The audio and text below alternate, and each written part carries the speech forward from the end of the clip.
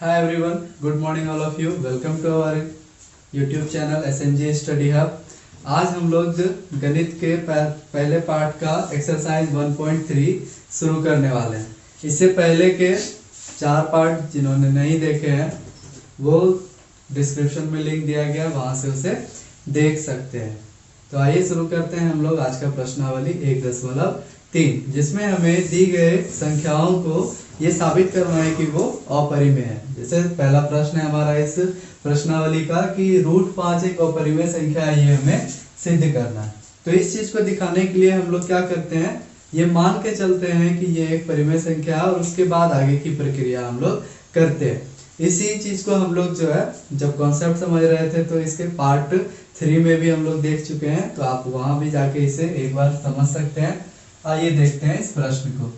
तो सबसे पहले हम लोग ये मान लेते हैं कि √5 जो है वो एक परिमेय संख्या है। माना कि √5 एक क्या है, परिमेय संख्या। ऐसा करने पर हम इसे किसी परिमेय संख्या के रूप में दिखा सकते हैं। इसलिए हम यह कह सकते हैं कि √5 जो है वो किसी परिमेय संख्या p/q के बराबर हो सकता है, जहां पर कि ये जरूरी है कि q का मान 0 के बराबर कभी नहीं होना चाहिए। और हम लोग अब ये भी समझ चुके हैं कि p और q कोई पूर्णांक होगा, और अगर परिमेय संख्या को हम लोग उसके सरलतम रूप में लिखें तो 1 के अलावा उसमें कोई भी उभयनिष्ठ गुणनखंड नहीं होता है। तो p और q कोई पूर्णांक है जिसमें 1 के अलावा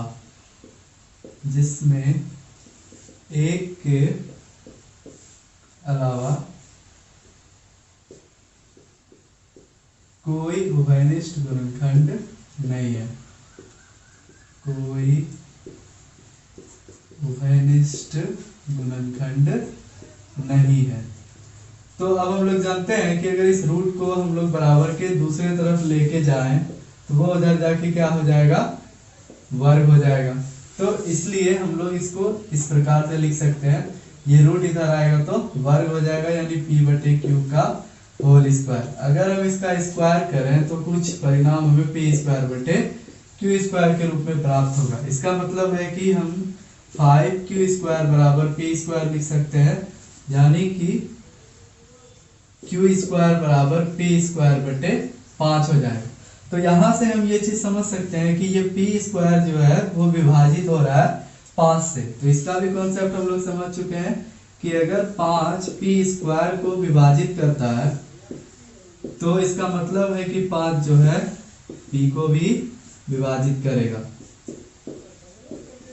जैसे कि समझने के लिए, अगर 16 का स्क्वायर 4 से विभाजित हो रहा है तो ये जो अभी p के जगह पर है, किसके जगह पर, p के जगह पर, ये 16 खुद भी जो है 4 से क्या होगा, विभाजित होगा। ठीक है, तो इसी प्रकार से यहाँ पर p² अगर 5 से विभाजित हो करके q² के बराबर हो रहा है तो इसका मतलब है कि ये p खुद भी जो है वो क्या होगा, 5 से विभाजित होगा, यानी 5 p को भी क्या करेगा, विभाजित करेगा। तो इस प्रकार से हम देख सकते हैं कि p जो है वो 1 के अलावा 5 का भी गुणनखंड है।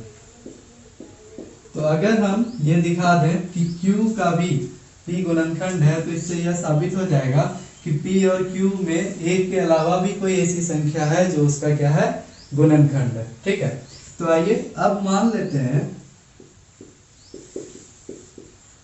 अब चूंकि p 5 से विभाजित है, इसका मतलब है कि p जो है 5 का गुणज होगा। ठीक है, तो इसलिए मान लिए कि p जो है वो 5k के बराबर है, जहां पे k कोई पूर्णांक है, k कोई क्या है, पूर्णांक। ठीक है, k कोई पूर्णांक है। तो अगर हम दोनों तरफ वर्ग करें, दोनों तरफ क्या करने पर, दोनों तरफ वर्ग करने पर, अगर हम लोग दोनों तरफ वर्ग करते हैं तो यहां से हमें परिणाम जो है वो मिलेगा क्या, अगर दोनों तरफ वर्ग करें तो हमें प्राप्त होगा p² बराबर 5k का स्क्वायर, यानी कि p² बराबर हो जाएगा 25k²। ठीक है, अब p² का मान हम लोग यहाँ से जान रहे हैं कि p² जो है वो किसके बराबर है, 5q² के बराबर है। तो इसके जगह पर हम लोग 5q का स्क्वायर लिख सकते हैं, जो कि 25k स्क्वायर के बराबर होगा। इसका मतलब हम लोग इसे कुछ इस प्रकार से लिख सकते हैं कि q स्क्वायर बराबर 25k स्क्वायर बटे 5। तो ये कट जाएगा 5 बार में, अब ये 5 इधर गुना में है, तो इधर से हमें ये परिणाम मिल सकता है कि q स्क्वायर बटे 5 इधर आके भाग हो जाएगा। तो यहाँ पर हम ये देख पा रहे हैं कि q स्क्वायर को भी जो है 5 क्या कर रहा है, विभाजित कर रहा है। तो चूंकि 5 q स्क्वायर को विभाजित करता है, तो इसका मतलब है विभाजित करता है, तो इसका मतलब है कि 5 जो है वो q को भी विभाजित करेगा। जैसे यहाँ पर p स्क्वायर को विभाजित करने पर p भी विभाजित हो रहा था, q को भी क्या करेगा, q को भी विभाजित करेगा। तो इस प्रकार से हम लोग देख सकते हैं कि P और Q दोनों ही 5 से विभाजित हो रहा है। P और Q दोनों ही क्या हो रहा है, 5 से विभाजित हो रहा है। तो हम लोगों ने यहाँ पे क्या देखा था कि P और Q में एक के अलावा कोई भी उभयनिष्ठ गुणनखंड नहीं है, जबकि अब जो हमारे सामने परिस्थिति है वहां पर ये स्पष्ट है कि P और Q दोनों में एक के अलावा 5 भी एक ऐसी संख्या है जो कि उभयनिष्ठ है दोनों के लिए। ठीक है, तो इस प्रकार से हम लोग ये कह सकते हैं, इस प्रकार P तथा Q में या फिर P तथा Q का हम ये कह सकते हैं कि P तथा Q का उभयनिष्ठ गुणनखंड 5 है, उभयनिष्ठ गुणनखंड 5 है, 5 है। अब ये जो बात यहाँ पर सामने आ रही है कि P तथा Q का उभयनिष्ठ गुणनखंड 5 है, ये हमारे इस बात का विरोध करता है, जिसमें हमने क्या लिख रखा है कि एक के अलावा कोई उभयनिष्ठ गुणनखंड नहीं है। ठीक है, अब ये परिस्थिति आई क्यों? क्योंकि हमने √5 को क्या माना है, परिमेय संख्या माना है। तो ये हमारे त्रुटिपूर्ण मानने के कारण परिस्थिति उत्पन्न हुई है, इसलिए हम यह कह सकते हैं कि √5 जो है वो क्या है, परिमेय नहीं है। और अगर √5 परिमेय नहीं है तो क्या होगा, आप सब समझ सकते हैं कि अगर ये परिमेय नहीं है तो क्या होगा, अपरिमेय होगा। ठीक है, तो यहाँ पर लिखेंगे कि ये जो परिस्थिति है यह हमारे त्रुटिपूर्ण मानने के कारण हुआ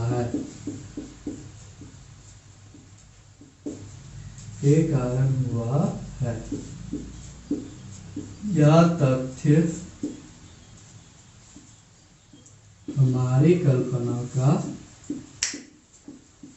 विरोधाभास करता है, यानी विरोध करता है। क्या करता है, विरोध करता है। ठीक है, इसलिए हम यह कह सकते हैं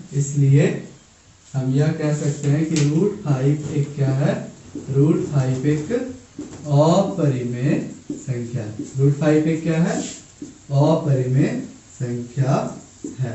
ठीक है, तो इस प्रकार से यह हम दिखा सकते हैं कि √5 क्या है, अपरिमेय संख्या। तो यहाँ पर हमने क्या देखा कि इसे सरलतम रूप में लिखने पर, P बटे Q को सरलतम रूप में लिखने पर एक के अलावा इसमें कोई भी उभयनिष्ठ गुणनखंड नहीं होगा। ठीक है, हमने ये माना पहले कि √5 एक परिमेय संख्या है, और अगर ये परिमेय है तो इसे हम P बटे Q के रूप में लिख सकते हैं। और जब भी P बटे Q अपने सरलतम रूप में रहेगा तो इसमें एक के अलावा कोई भी उभयनिष्ठ गुणनखंड नहीं होगा। लेकिन जब परिस्थितियों के आधार पर हम सरल करते गए तो हमें क्या दिखा कि P और Q दोनों में 5 एक ऐसी संख्या है जो क्या है, उभयनिष्ठ गुणनखंड के रूप में सामने आ रही है। ठीक है, जो हमारे ये माने गए तथ्य का क्या करती है, विरोध करती है। और इससे यह स्पष्ट हो गया कि √5 एक परिमेय संख्या नहीं है, और अगर √5 एक परिमेय संख्या नहीं है तो वो क्या होगा, अपरिमेय होगा। और इस प्रकार से हमने ये दिखा दिया कि √5 एक अपरिमेय संख्या है। आइए देखते हैं अब अगला प्रश्न, जिसमें हमें ये सिद्ध करना है कि 3 + 2√5 एक क्या है, अपरिमेय संख्या है। तो अपरिमेय सिद्ध करना है, इसके पहले हम इसे क्या करेंगे, मान लेंगे कि 3 + 2√5 क्या है, एक परिमेय संख्या है। जैसा कि पहले के सवालों में भी हम लोग करते आए हैं। मान लिया कि 3 + 2√5 एक परिमेय संख्या है। ऐसा करने पर हम इसे कुछ इस प्रकार से लिख सकते हैं कि 3 + 2√5 जो है वो क्या होगा, किसी परिमेय संख्या p/q के रूप में दिखाया जा सकता है जहां पर q शून्य नहीं। ठीक है, अब हम लोग ये सब पहले से ही जान रहे हैं कि यहाँ पर √5 क्या है, वो अपरिमेय है, √2 अपरिमेय होता है, √3 अपरिमेय होता है, ये सब हम लोग पहले से ही जान रहे हैं। और एक कॉन्सेप्ट पहले से हम लोग ये भी सीखे हुए कि कोई भी परिमेय संख्या कभी भी किसी अपरिमेय संख्या के बराबर नहीं होता है। तो इन सारी बातों को ध्यान में रखते हुए हम लोग आगे बढ़ेंगे। तो यहाँ पर भी p और q क्या है, कोई पूर्णांक होगा, जहां p तथा q कोई पूर्णांक है, जिसमें कोई पूर्णांक है जिसमें एक के अलावा, किसके अलावा, एक के अलावा कोई उभयनिष्ठ गुणनखंड नहीं है। एक के अलावा कोई उभयनिष्ठ गुणनखंड नहीं है। ठीक है, तो इसका मतलब है कि हम 3 + 2√5 बराबर p/q लिख लिए। अब इस √5 को छोड़ करके इधर जितनी भी संख्या है सबको हमें बराबर के दूसरे तरफ लेकर के जाना है। ठीक है, तो ये प्लस में है तो उधर जाके क्या हो जाएगा, माइनस हो जाएगा, यानी 2√5 बराबर हम लिख सकते हैं p/q - 3। अगर इसको एक स्टेप आगे लेके जाएं तो 2√5 बराबर जो है वो p - 3q/q हो जाएगा। भिन्न का घटाव करने पर इसके नीचे कुछ नहीं है तो एक है, q और एक का लघुत्तम q हो गया, और इसके बाद आप सरल करेंगे तो p - 3q प्राप्त होगा। अब ये दो इधर गुना में, इधर आके क्या हो जाएगा, भाग हो जाएगा। तो दिस इंप्लाइज √5 बराबर क्या हो जाएगा, p - 3q/2q। अब इस प्रकार से ये जो संख्या आप देख सकते हैं ये परिमेय संख्या है, और ये √5 जो है हम पहले से जान रहे हैं कि ये क्या है, अपरिमेय संख्या है। और हम जानते हैं कि परिमेय संख्या और अपरिमेय संख्या कभी भी आपस में बराबर नहीं हो सकता है। ठीक है, तो यहाँ पर लिखेंगे क्या, चूंकि p - 3q/2q एक परिमेय संख्या, एक परिमेय संख्या है, तथा √5 एक अपरिमेय संख्या, एक अपरिमेय संख्या है। अब हम जानते हैं कि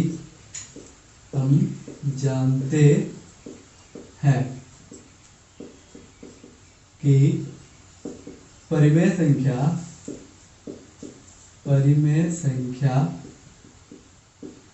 इज नॉट इक्वल टू अपरिमेय संख्या। ये हम लोग अच्छे से समझ चुके हैं कि कोई भी परिमेय संख्या कभी भी अपरिमेय संख्या के बराबर नहीं हो सकता। लेकिन यहाँ पर जो परिस्थिति है वो क्या है कि एक परिमेय संख्या जो है एक अपरिमेय संख्या के क्या बराबर है। ये परिस्थिति हमारे सामने क्यों उत्पन्न हुई, क्योंकि हमने 3 + 2√5 को क्या मान के रखा है, परिमेय संख्या मान के रखा है। तो ये परिस्थिति हमारे त्रुटिपूर्ण मानने के कारण उत्पन्न हुआ, इसलिए हम क्या कहेंगे कि 3 + 2√5 एक अपरिमेय संख्या है। ठीक है, तो चूंकि यह तथ्य हमारे त्रुटिपूर्ण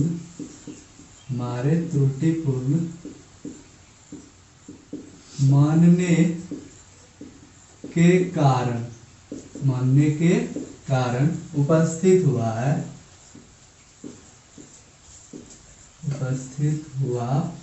है, इसलिए 3 + 2√5 एक अपरिमेय संख्या, एक क्या है, एक अपरिमेय संख्या है। ठीक है, तो इस प्रकार से हमने ये दिखा दिया कि 3 + 2√5 एक क्या है, अपरिमेय संख्या है। आइए अब चलते हैं अगले प्रश्न की ओर। आइए अब देखते हैं अगला प्रश्न। तो इस प्रश्न में 3 क्वेश्चन दिए गए हैं और इन तीनों ही क्वेश्चंस को हमें अपरिमेय सिद्ध करना है। तो पहला प्रश्न है हमारा 1/√2, इसको कैसे सॉल्व करेंगे देखते हैं।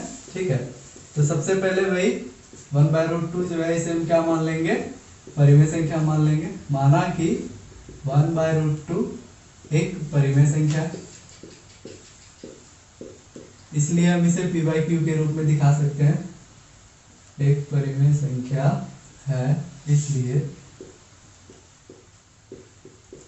1/√2 बराबर p/q, जहां पर कि q जो है शून्य के बराबर नहीं है, और जहां p तथा q में, जैसा कि पिछले प्रश्नों में लिखते आए हैं, p तथा q कोई पूर्णांक है,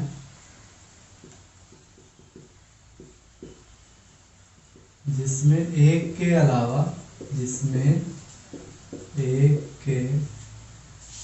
अलावा कोई उभयनिष्ठ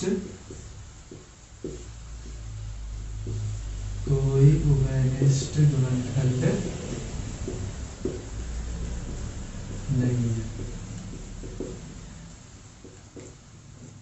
तो इस प्रकार से हम लोग 1/√2 बराबर p/q को क्या लिख सकते हैं, अगर इसका व्युत्क्रम करते हैं तो हम इसे √2 बराबर q/p लिख सकते हैं। यहाँ पर हमने क्या किया है, व्युत्क्रम किया, यानी इसको पलट दिया। व्युत्क्रम करने पर ये आप लिख भी सकते हैं या नहीं भी लिखेंगे तो कोई दिक्कत नहीं।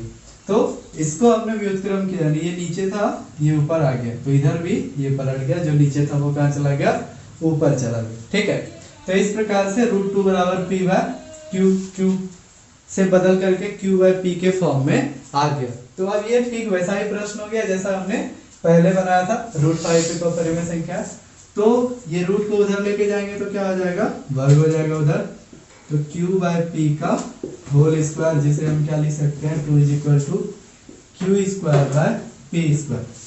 दिस इंप्लाइज p² बराबर लिखा जा सकता है q²/2।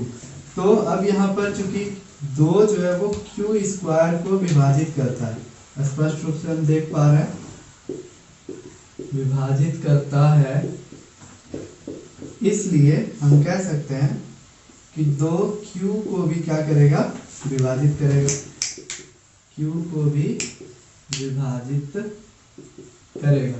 ठीक है, इस प्रकार से हम देख पा रहे हैं कि q जो है वो 2 से विभाजित हो रहा है, इसका मतलब है कि q 2 का गुणज है।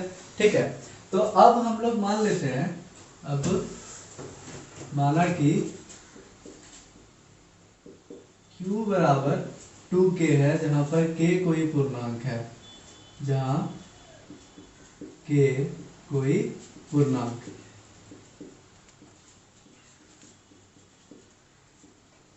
k कोई भी पूर्णांक है। तो अगर दोनों तरफ वर्ग करते हैं तो q का स्क्वायर बराबर हम 2k² लिख सकते हैं। दोनों तरफ वर्ग करने पर, दोनों तरफ वर्ग करने पर, तो इस प्रकार से हमें परिणाम प्राप्त हो जाएगा q² बराबर 4k²।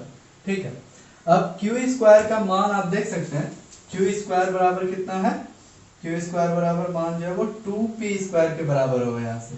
ठीक है, कितना, ये p² भाग में जाएगा, गुना हो जाएगा, यानी q² का वैल्यू 2p² के बराबर है। तो इसे हम लिख सकते हैं 2p² बराबर 4k², यानी कि p² बराबर हो जाएगा 4k²/2, क्योंकि ये 2 इधर गुना में उधर जाके भाग, ये कट जाएगा। तो इसका मतलब है कि हम लोग लिख सकते हैं k² बराबर p²/2। तो अब यहाँ हम स्पष्ट रूप से देख सकते हैं कि 2 p² को विभाजित करता है, p² को क्या करता है, विभाजित करता है, इसलिए हम लोग कह सकते हैं कि 2 p को भी विभाजित करेगा, 2p को भी विभाजित करेगा। इस प्रकार p तथा q में हमें देखने को मिल रहा है कि 2 जो है वो उभयनिष्ठ गुणनखंड है। p तथा q का उभयनिष्ठ गुणनखंड 2 है, का उभयनिष्ठ गुणनखंड 2 है जो हमारे मानने का विरोधाभास है। हमारे मानने का क्या है? विरोधाभास। क्योंकि हमने जो मान रखा है उसमें P तथा Q में एक के अलावा कोई भी उभयनिष्ठ गुणनखंड नहीं है, लेकिन यहाँ P तथा Q में एक उभयनिष्ठ गुणनखंड 2 हमें स्पष्ट रूप से देखने को मिल रहा है। ठीक है, तो ये हमारे माने गए तथ्य का क्या करता है? विरोध करता है। अब हमने माना क्या है? तो हमने माना है कि 1/√2 एक क्या है? परिमेय संख्या है, और इसी तथ्य का यहाँ पे क्या हो रहा है? विरोध हो रहा है। यानी कि कहने का मतलब कि ये परिमेय संख्या नहीं है, और अगर 1/√2 परिमेय संख्या नहीं है तो उसे हम क्या कह सकते हैं? अपरिमेय संख्या। इसलिए हम कह सकते हैं कि 1/√2 एक क्या है? अपरिमेय संख्या है, एक अपरिमेय संख्या। ठीक है, तो इस प्रकार से हमने ये साबित कर दिया कि 1/√2 एक अपरिमेय संख्या है। आइए अब देखते हैं अगला प्रश्न। आइए अब देखते हैं अगला प्रश्न। 7√5 हमें दिखाना है कि ये भी एक अपरिमेय संख्या है। तो सबसे पहले हम लोग क्या करेंगे? मान लेंगे कि 7√5 एक परिमेय संख्या है। माना कि 7√5 एक क्या है? एक परिमेय संख्या है, एक परिमेय संख्या है। इसलिए हम इसे किस रूप में दिखा सकते हैं? इसलिए हम कह सकते हैं कि 7√5 बराबर P/Q, या इसकी जगह कोई और संकेत भी आप ले सकते हो जहां पे कि Q का मान 0 नहीं होगा, तथा जहां P तथा Q कोई क्या है? पूर्णांक है।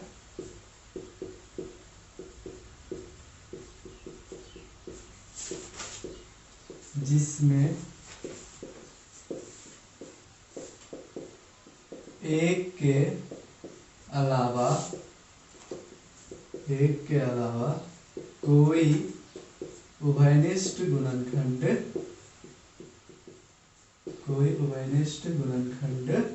नहीं है। अब एक चीज हम लोग पहले से समझ चुके हैं, सीख चुके हैं कि कोई भी परिमेय संख्या कभी भी अपरिमेय संख्या के बराबर नहीं हो सकता। ठीक है, तो उस चीज को ध्यान में रखेंगे हम लोग। तो यहां से हम इसे लिख सकते हैं कि √5 बराबर क्या हो जाएगा? P/7Q। √5 बराबर क्या हो जाएगा? P/7Q, क्योंकि 7 इधर गुणा में इधर आके भाग हो गया। ठीक है, तो अब हम स्पष्ट रूप से देख सकते हैं कि P/7Q एक परिमेय संख्या है, एक परिमेय संख्या है, तथा √5 एक अपरिमेय संख्या है। हम जानते हैं एक अपरिमेय संख्या है। इसके साथ साथ हम ये भी जानते हैं, हम जानते हैं कि परिमेय संख्या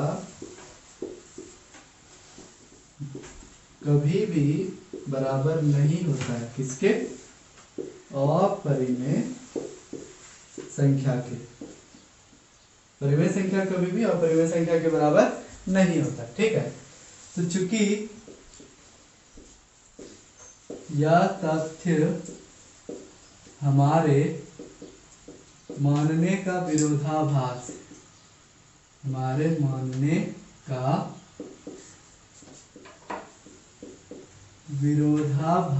है। क्या विरोधाभास है? तो हम जान रहे हैं कि कोई भी परिमेय संख्या कभी भी अपरिमेय संख्या के बराबर नहीं होता है, जबकि यहाँ जो परिस्थिति आई है वो क्या है कि P/7Q एक परिमेय संख्या है और √5 एक क्या है? अपरिमेय संख्या, और ये आपस में क्या आ रहा है? बराबर आ रहा है, जो कभी भी संभव नहीं है। ठीक है, यानी ये हमारे माने गए परिस्थिति का विरोधाभास कराता है। अब ये परिस्थिति आई क्यों? क्योंकि हमने 7√5 को क्या मान के चला है कि ये एक परिमेय संख्या। ठीक है, तो इसलिए यह कह सकते हैं हम कि 7√5 एक क्या है? 7√5 एक अपरिमेय संख्या है। 7√5 एक क्या है? अपरिमेय संख्या है। ठीक है, इसी प्रकार से हम लोग तीसरा प्रश्न भी देख लेंगे। तो इसमें भी फिर से वही मान लेते हैं कि 6 + √2 क्या है? एक परिमेय संख्या है। 2 एक परिमेय संख्या है, एक परिमेय संख्या है, इसलिए हम कह सकते हैं कि 6 प्लस रूट 2 जो है वो p बटे q के बराबर होगा, जहां पर कि q शून्य के बराबर नहीं है। और इसके साथ साथ p तथा q कोई पूर्णांक होंगे, p तथा q कोई पूर्णांक हो सकते हैं, जिसमें एक के अलावा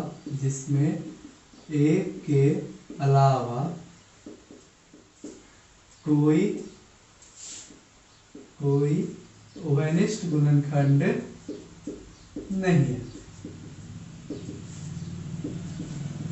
ये सब हम लोग पहले भी से समझ चुके हैं कि अगर किसी भी परिमेय संख्या को उसके सरलतम रूप में लिखेंगे तो उनके उभयनिष्ठ गुणनखंड में एक के अलावा कुछ भी नहीं आएगा। ठीक है, तो इस प्रकार से अब हम इसे, ये 6 प्लस में है, उधर ले जाएंगे तो क्या होगा, माइनस हो जाएगा, यानी रूट 2 बराबर p बाई क्यू माइनस 6 लिख सकते हैं। अब अगर हम भिन्न का घटाव करते हैं तो रूट 2 बराबर हम क्या लिख सकते हैं, p माइनस 6 क्यू बटे q। इसके नीचे कुछ नहीं है तो 1 है, q और 1 का लघुत्तम जो है वो कितना आएगा, q आएगा, और सरल करने पे हमें p माइनस 6 क्यू के रूप में परिणाम प्राप्त हो जाएगा। ठीक है, तो अब हम स्पष्ट रूप से देख सकते हैं कि ये परिमेय संख्या है और ये क्या है, अपरिमेय संख्या है, और ये दोनों आपस में क्या आ रहा है, बराबर आ रहा है। जबकि हम लोग पहले से ही जानते हैं कि परिमेय संख्या कभी भी अपरिमेय संख्या के बराबर नहीं हो सकता। ठीक है, तो यहाँ पर भी उसी तथ्य को लिखेंगे कि चूंकि